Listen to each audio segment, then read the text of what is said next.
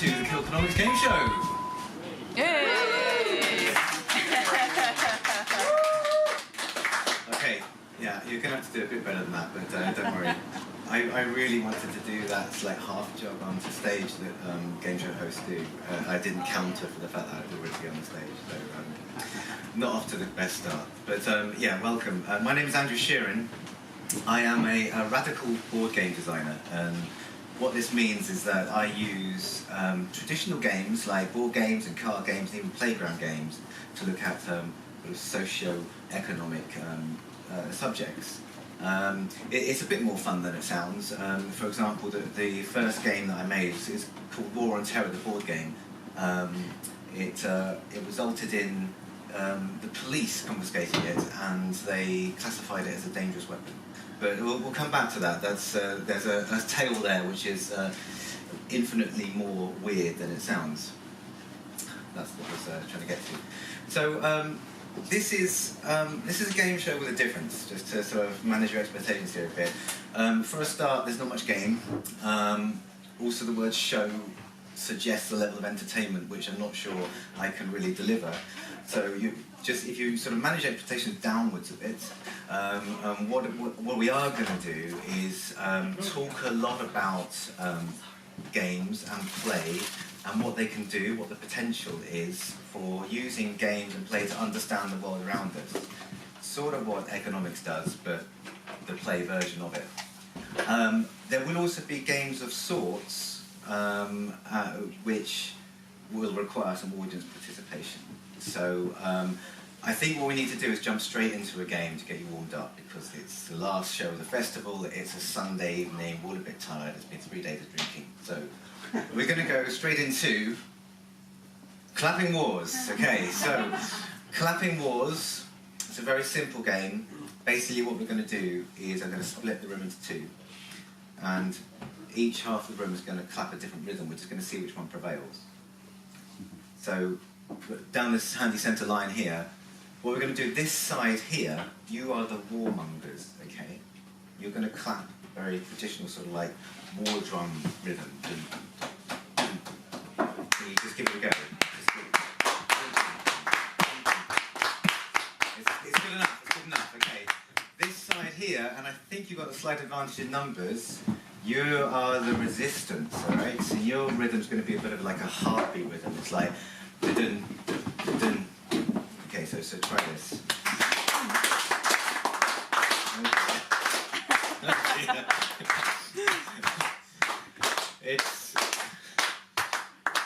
We win. You're going to have an easy win, okay? Right. So it's very simple. Just I'm going to give you a count of 4, and after 4, you're going to come in with the rhythm, and we're going to see which one dominates, or maybe they might. You know, so you might all together form a new rhythm, or I'm not sure what will happen. Can you remind us of the rhythms again? Right, okay, on this side, war-like rhythm. Dun, dun, dun, dun, dun. That's good, so they've got it down. There's, on this side, resistance heartbeat. Dun, dun, dun, dun, dun. That's better. Okay, right. Now we've got a potential fight on our hands, okay. I'm going to give you a count of 4, you're going to come in after that, okay? 1, 2, 3, 4.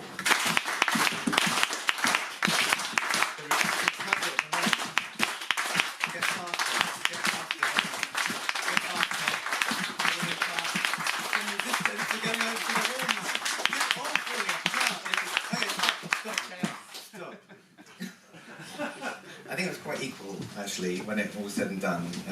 Equally terrible, but still equal. Okay, it wasn't bad. I think you deserve to give yourself a round of applause. But the way we do this after Clapping Wars is we have to sort of make up. So we're going to mutually clap. You're a bit spaced out for this to work very well, but mutually clap is you basically put your hand out and you let the other person clap it. So you stick your hands up and just give that a go now. Sorry. That is pathetic. Well, it doesn't matter. That's the sound. Yeah, no, that's pretty good. What's interesting about that is how some people sort of go for the dominant hand up and some people offer the naturally submissive. And usually people are clapping when I point that out, and then there's always a couple of blokes who switch to the double dominant before realising they look like a duckling trying to fly. So the purpose of that, as well as getting warmed up, it was going to be to show you that by imbuing a simple action with a narrative, you look onto it emotionally a lot more. It turned out to just be a good excuse to get a round of applause from you guys before I started. But so that's clapping awards. Okay, we'll get on with things. So this is where it all started for me. There's this quote by a French intellectual, and I appreciate that is a bit of a tautology because there aren't many other types. A guy called Roger Caillois, and back in the 50s he wrote this book called Man Playing Games, and Man Playing Games was one of the first formal attempts to characterise play and to actually look seriously at what play was. And he said play is an occasion of pure waste. And the reason he said that is because one of his key characteristics of play is that it produces nothing. And it produces nothing because he believed that games took place in an area that was separate from the real world. And they end as they begin. And they have to produce nothing, because if they don't, they become part of real life, and then it's not a game anymore. So this is why I said it's waste. And so this got me thinking, okay, so we live in a world that is sort of prioritises, almost fetishizes hyper-consumption and production. And what room is there for an activity that produces nothing or is waste? And that's really what I want to kind of talk about. To summarise, it's basically the world is fucked, what you're doing playing. And I realise that is a charge I'm levying against myself, and I'm then setting myself up to talk about an hour to defend myself from myself. So if in the course of this weird sort of schizophrenic ego ramble I end up melting down on stage, I apologise in advance, but that's what I'm going to try and do. Defend my own charge. So play does have some acknowledged benefits, and you will know these. So for a start, it accelerates and it deepens learning. It allows you to test and model things, and these things are sort of broadly known, but there's a third thing, which is that play can change perception and even behaviour, and that's what I'm really interested in. That's what I want to try and impart to you today. So on the first issue, it should be uncontroversial. We kind of know instinctively that we use play to learn. We play as kids. Most animals play. Pretty much all mammals and birds, some reptiles, yeah, even fishes play. And they do this at a huge expense, huge evolutionary expense. When you're playing, you're very, very much at risk from predation and injury. So animals play when it's risky. And I just want to point out here that this is Google writing my gags for me, because I just I did a Google image search and searched for risky animal play. And it gave me back something more than I realised I wanted, which is cats playing Risk. So I unfortunately can't sort of go into much detail here, but just to give you some idea of what happens in your brain when we play, because we understand this a bit now, is that neurologically some various benefits happen. When you play, you become curious about something. You become curious because you're testing something out and you get an expected outcome. And in the brain, there's an area of the brain called the nucleus accumbens that lights up when you become curious. And this area of the brain is responsible for things like motivation and reward and pleasure. And so, unsurprisingly, dopamine starts flooding your system.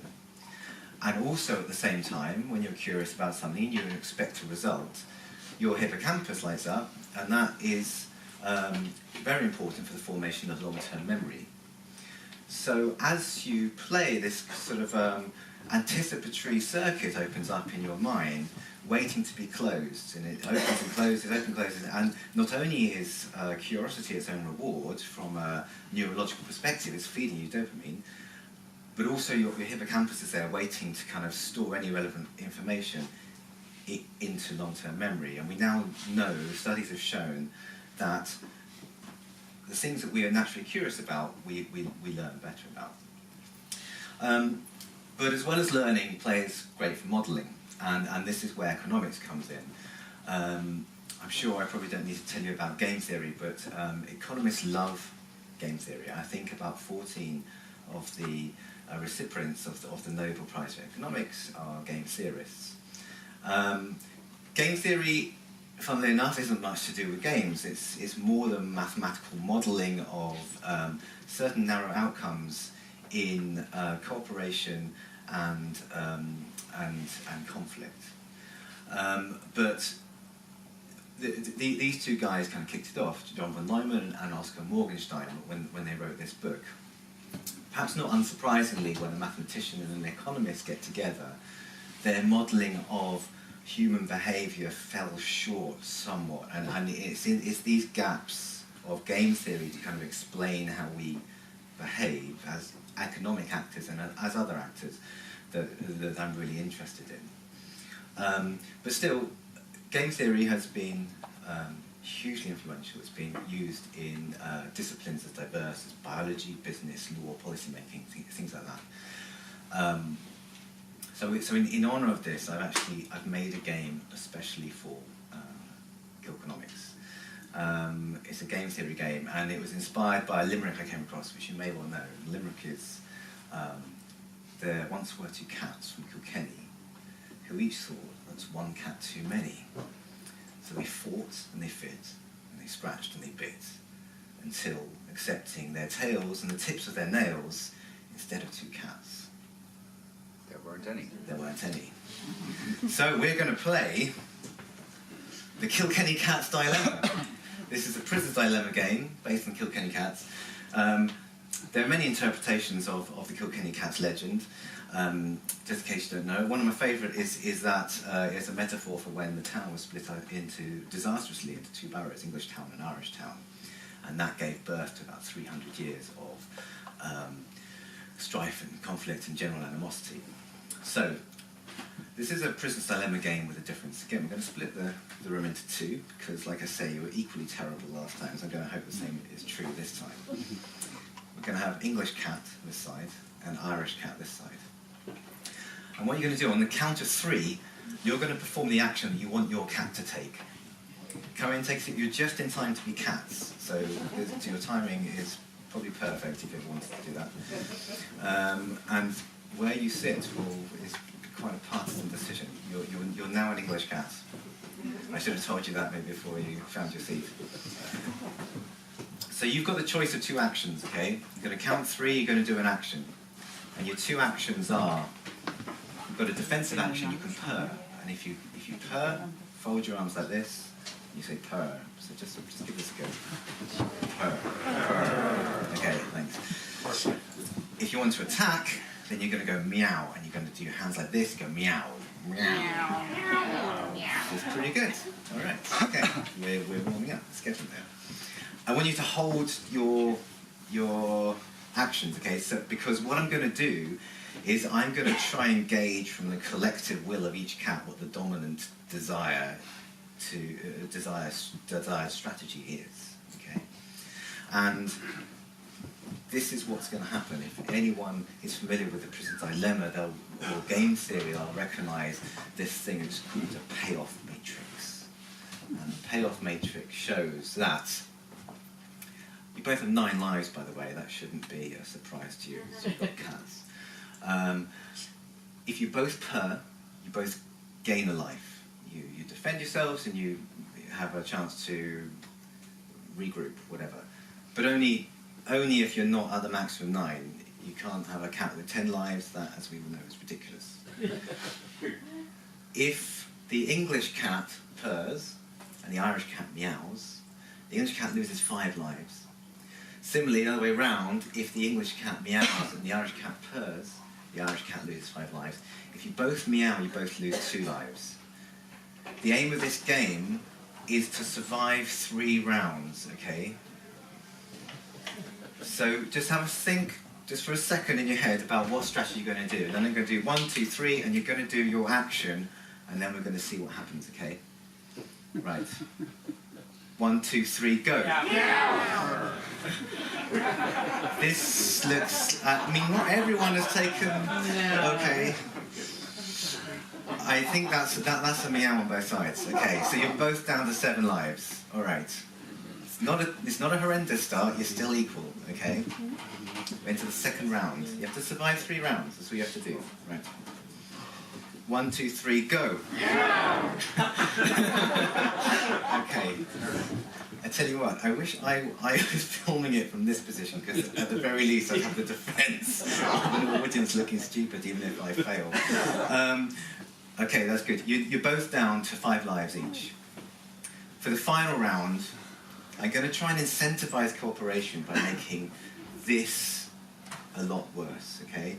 So this time, if you both meow, then being Kilkenny cats, you all get locked into an intractable struggle from which you just cannot escape until you're both dead. So both meowing will result in instant death. Okay? Bear in mind, you only have to survive 3 rounds, okay? Also bear in mind that having just told you that, if you're tempted to purr and you think the other cat is going to purr, and you meow, you will survive and they will die. Just throwing that out there. Just well, I really want you to cooperate, honestly. I want you to cooperate, but if you don't, you okay. Right. 1, 2, 3, go! What are you idiots?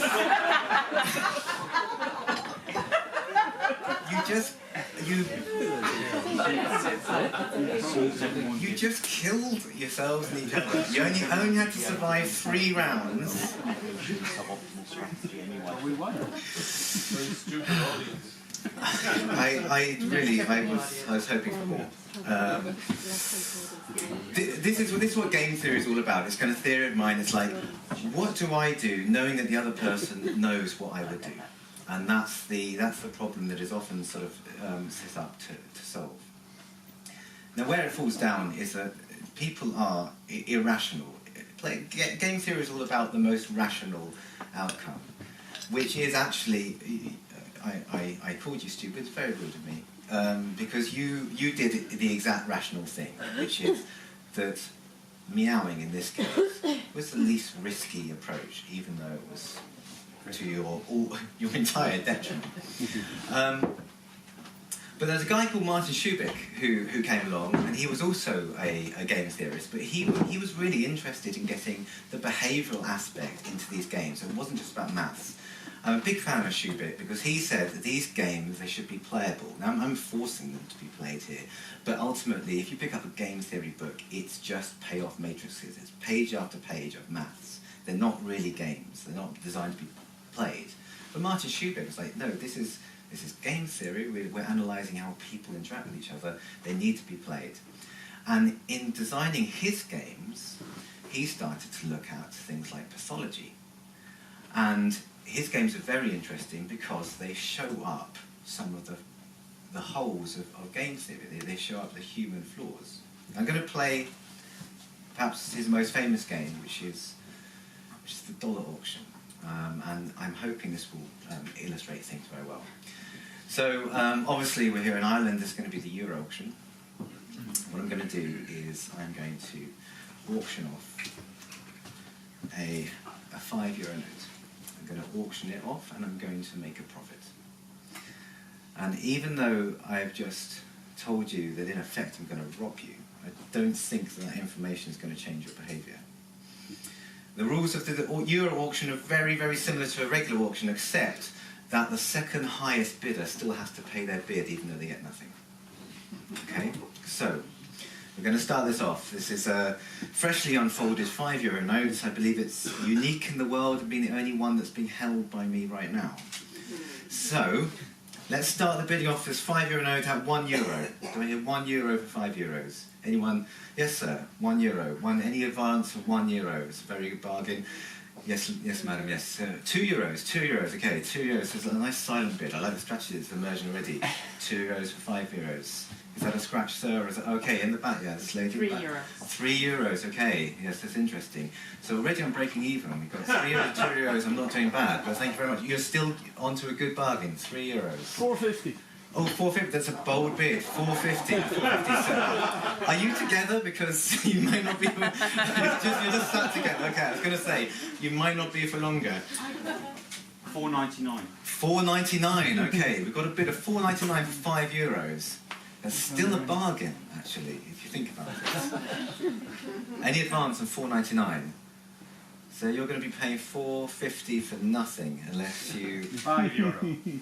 Oh, did I hear for €5? €5. You, sir, are offering me €5 for my €5 note. Yeah. Can I just be clear? Okay, Yeah. good, right. €5. Any advance? That's funny. €5, $4.99. Sir, you get any advance on 5? Because you're going to have to pay $4.99. Yeah, you reduce your losses if you bid 501. Why would I reduce my losses if I bid 501? Because you'll get 5. Because you get it. Yeah. She'll get Right. the 5 and you get you'll nothing. but So but you'll that lose means that someone can't go up to 502. Someone might go to 502. Exactly. The penny is beginning to drop. The euro cent's beginning to drop, I should think. Who dares to go up to 5? That's a very good question. Who dares? Who dares? Are you happy to lose $4.99? You Well, since I'm not actually going to pay, yes. missed his instructions. Party pooper. Oh, I just wow. chose I was going to give you a consolation prize. You didn't want to play. But that would be the smart move. That's the real strategy here.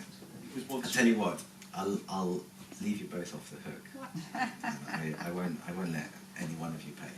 But I really did. I had some game show tact in my bag. I was going to give you a consolation prize. I know. But I do want it to be pointed out that two unusual things happened there. First of all, I made a very clear profit if I was actually nasty enough to see it through. I would have made $4.99, clear profit. Also, quite unusually is that the bidding didn't go higher than €5. I think perhaps you detected I was a bit of a light touch and I wouldn't make you pay, and so you weren't really invested in that loss. When this game is played, most of the time bidding goes over the amount of the money. Yes. Well, I got a feeling that people didn't want to end up cheating each other because we knew what was we knew the mechanisms That would be that worked. lovely to believe. After the cat game and when we all murdered each other, you think we're going to be nice? I didn't want to. Yeah, as was just pointed out, the historical evidence of your actions doesn't really sort of bear that out. You've just killed each other. It could be. I mean, this is a small group. There could be many other factors at play, but usually this is basically a very well disguised game of chicken. And initially, it's a game about maximising your profits, and at some point, it turns into a game of minimising your loss. And the human brain's very poor at dealing with these changes of goals. It doesn't realise a goal has taken place. It's just like, oh, if I can't lose out here, and then you're committed, and then it's very hard to pull out. And yeah, in this game, the most rational play is to not engage in it in the first place. But it's a very good game because it shows that we are not these infinitely rational beings. We're not Homo economicus, because if we were, we'd recognise that before the game started. So I should mention there was a charity auction where I think $100 bill was auctioned off, and the bidding went over 1,000. Obviously, different sort of circumstance, but almost always the bidding goes above the asking amount for the above the denomination amount. So people are rationally irrational, or to borrow Dan Ariely's phrase, predictably irrational. And there are two parts to this. One is that the sum of many rational actions is not always a bigger rational action. So each bid there in the room, it was rational. You know, who wouldn't pay €1 for €5, right? Who wouldn't pay €1.50 for €5? But the sum of each of those rational actions led to inanity. Standing on one pallet was quite rational, maybe 2, maybe 3. And there's maybe not like a clear point where your decision-making becomes irrational. You're always applying the same decision-making process. The other thing is that we are just quite simply irrational sometimes, even if we're trying to make rational decisions, we just make the wrong decisions. And So what happens? Is it hubris? What happens? what happens in what? In the auction? Well, I think we're just very bad decision makers. We have evolved to make snap decisions, which we later explain to ourselves. We create narratives around them. Because we don't have time to weigh up every possible outcome, every possible event, and pick the best one from that. If we did, we would have just been eaten or dead, or you know, who knows what before any of those things happen. Like Derrida says, the moment of decision is madness, because when you actually have to make a decision, you have to weigh into an infinitesimal amount of possibilities or outcomes. Because if you don't, you're not making a decision. You're just making a hunch. Interestingly, the guy who invented this game, Martin Schubeck, he worked at the Rand Corporation. He was friends with John Nash and von Neumann, and they all worked together, the Rand Corporation. This was the military think tank formed in 1948 to advise the US military on the newly discovered dangers and also possibilities of living in a nuclear world. And it's not too hard to picture those two actors there in the Euro auction as Russia and America, who suddenly find themselves locked into an intractable game of chicken. In this case, a nuclear arms race. Each action being rational, but the sum of which was not for the good of either one. And again, I'm just going to wrap this section up by just saying that the logic of game theory led von Neumann to believe that the most profitable, the most rational strategy was a preemptive nuclear attack on Russia. Because we have these horrible, horrendous weapons. Russia probably has them. If they don't, they have them tomorrow. What do? If you apply game theory to it, the first thing you realise is that they know that you know that, and you know that they know that. And if you're thinking, we better hit them first, so are they. And so, the rational outcome is nuke the Russians. And that argument was so powerful that Bertrand Russell became a key proponent of it. He previous to that, he was a lifelong pacifist. But then Martin Schubeck comes along and he sort of explains, well look, even when you think you know all the possible outcomes, they don't necessarily end where you think they might end. And games like this gave people the vocabulary, the knowledge, and the capacity to kind of work back from that. So if nothing else, I want you to take away this evening the idea that games simultaneously led us to the brink of extinction and pulled us back. And that's some feat for something that's meant to be childish and puerile. So the way I like to kind of see things is, I said that game theory wasn't really games, but I see that game theory and traditional economics, they kind of go hand in hand. Whereas behavioural economics and the sort of games that I make and I'm interested in are more sort of common bedfellows. So it's a good time, I think, to tell you a bit about the games that I do and tell you more about War on Terror. Here we are again. So for those of you who came in late, I accidentally designed this game with a friend of mine, and it was a game that got confiscated by the police and branded a dangerous weapon. And what happened is that my friend and I were watching the news on the eve of the Iraq War, and kind of it felt like a game to us. You know, it was so sort of ludicrously brash and brazen language was being used. As it felt like a game, we thought if it feels like a game, we should turn it into a game. The only thing is, we looked around us, and most games look like this.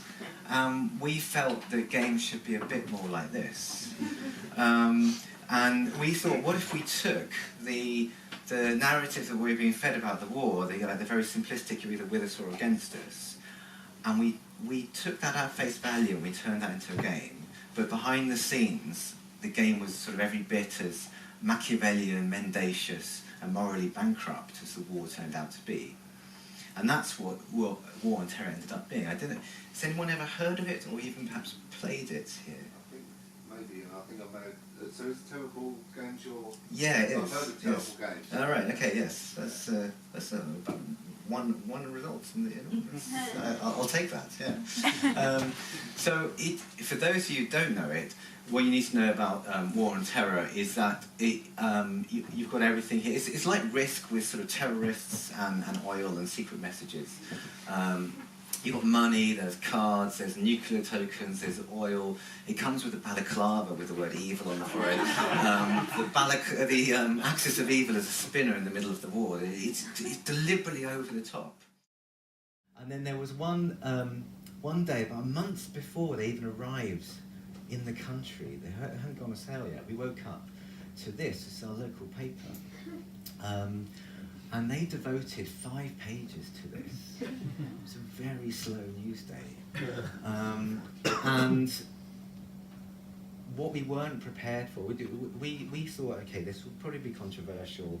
It's a game about the war and terror, and we're saying something that isn't being said often. But we had prepared a defence along political lines. We hadn't prepared a defence along emotional lines. We were called sick. We got death threats. There were serious calls for us to be prosecuted under new anti-terror legislation.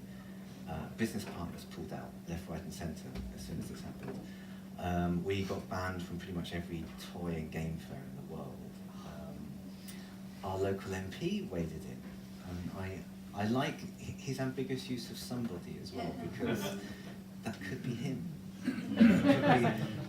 Could be his parliament, his party. But this was really damaging. We got put through the press ringer, and you know, many people say, well, you've got all this free publicity, it's great, no such thing as bad publicity.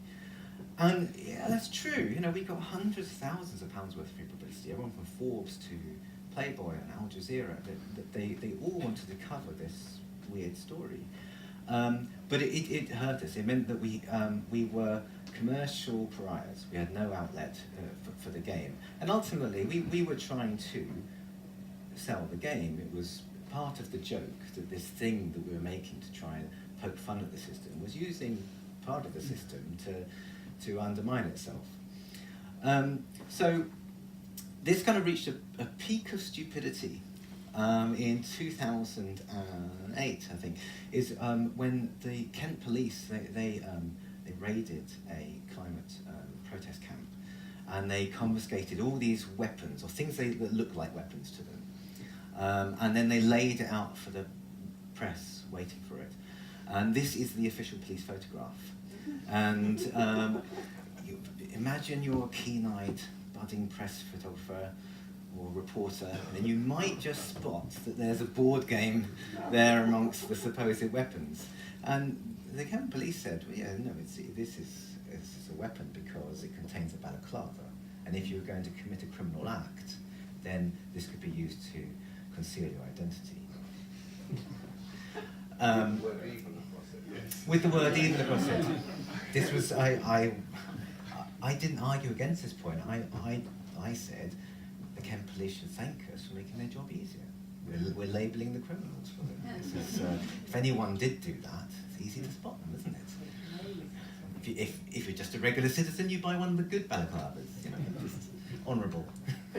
Balaclava, black balaclava, so I can't say it. So I'm talking about the white hat, black hat. Yeah. The Edward de Bono balaclava hats, yeah.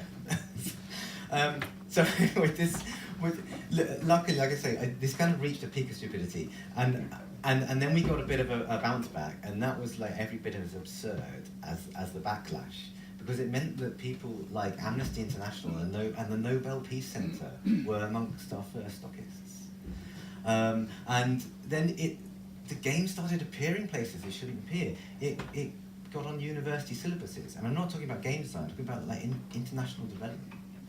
And politics. It ended up in art galleries, such as the Berlin Kunstakademie. It's in the permanent collections of museums like the Imperial War Museum and the Bodleian Library for special interest items. This sounds like bragging. I'm every bit as weirded out and surprised as you are. Board games shouldn't be there, but still it was there. And then Oh yes, it even ended up in the IT crowd. That now I am bragging. It's in the IT crowds.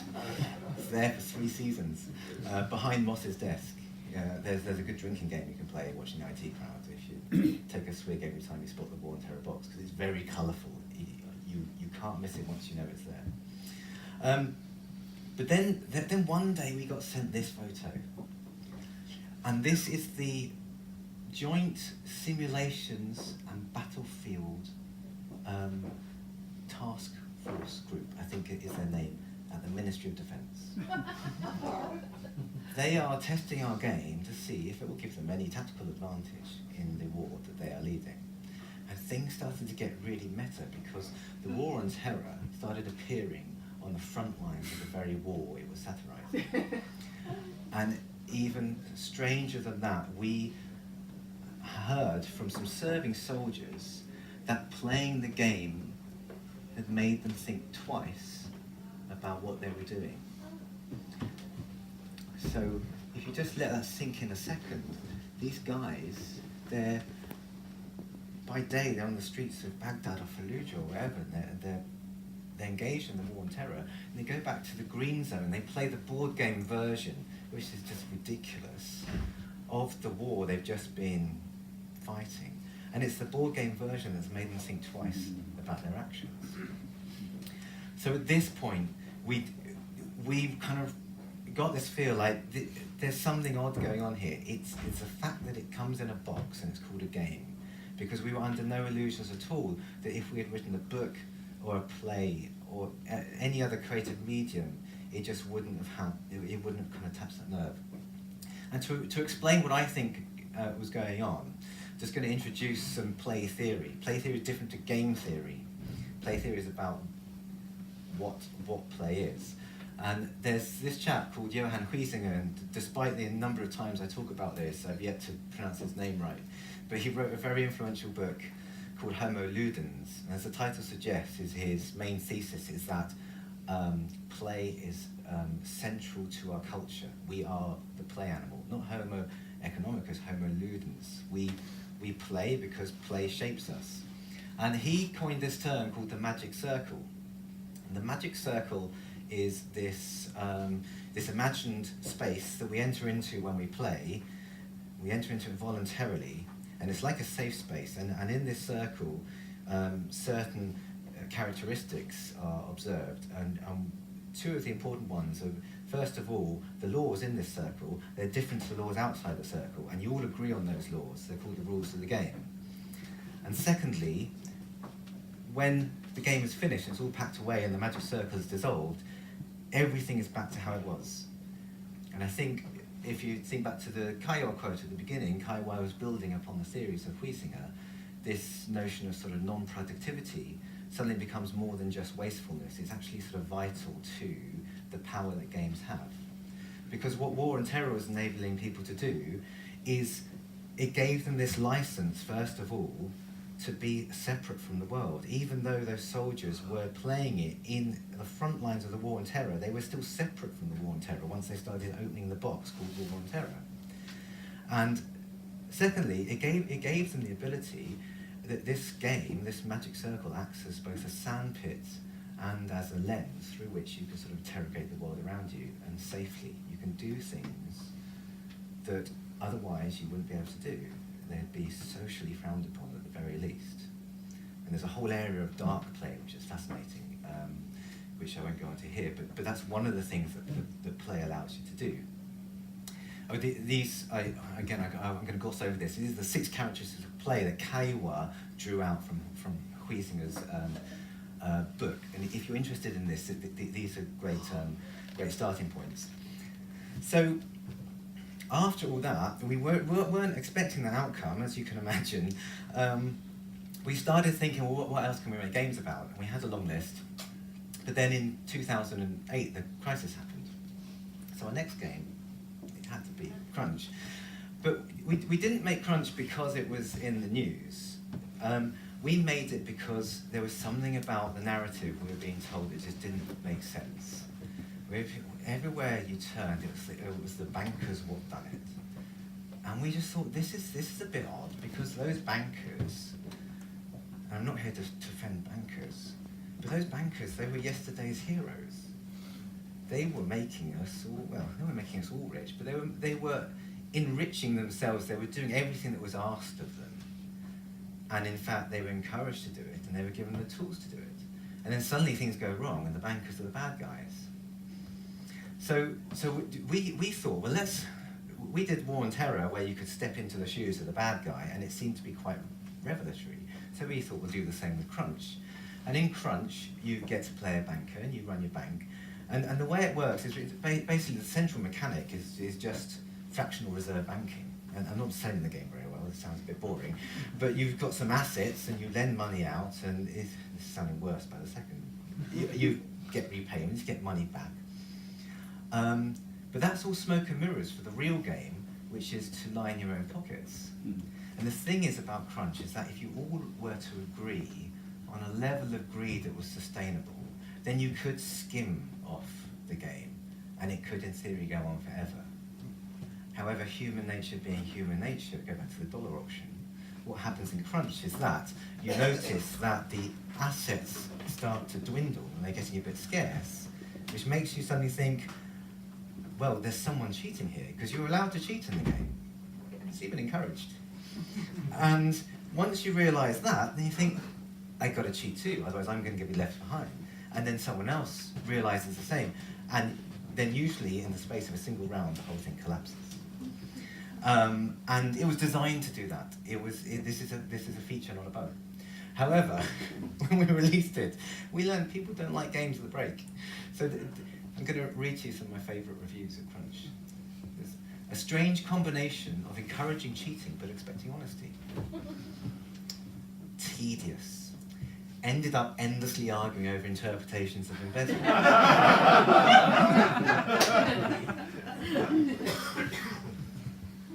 This is my favourite one. Supposedly a satire on capitalism, but the game is completely broken. These are non-ironic reviews. These are left by people, admittedly on a site called Board Game Geek, where people take their games very seriously, and there are certain expectations of what a game is and isn't. Breaking a game, breaking expectations game, breaking some of those rules that Caillois identified gets people just generally upset. But I've got to tell you a couple of very funny stories, Crunch, before I move on. And one is we sent out this press release, and in this press release we said something like, blaming the bankers for the crisis is like blaming a dancing bear for the cruelty of the circus. It's a symptom, not the cause. And Deutsche Bank got in touch. They said, well, we heard you made a game from the point of view of bankers. And you say, yeah, that's right. And they, well, we always look for interesting products for people to come in and sell to our staff during a lunchtime. Would you like to come down to our HQ in London and do that? I said, yes, we'd be delighted. So we went to Deutsche Bank HQ in the City of London, set up our stall, and unfurled above it a banner saying, thank you for supporting capitalism. And we sold back to the bankers a game about the crisis that they had contributed to. That was just a very small victory. But my favourite story about Crunch is how it got adopted by the homeless community in my hometown of Cambridge. And this is, I designed Crunch along with War and Terror with my best friend, and he was a bike mechanic, and he was doing these bike workshops with the homeless, where they'd come for a day, they'd work on a bike denoted by the council, a bike that's been found, and then they'd go away with the bike. And he was hanging out with them a lot, and in the downtime they'd play games, and he brought out Crunch occasionally and taught them how to play. And a couple of these guys, they just loved it. They really, really loved it. And so Andy, being the charitable guy he is, he gave them a couple of sets, and we thought nothing of it. A bit curious, like, why do the homeless guys like Crunch so much? Maybe it's escapism, I don't know.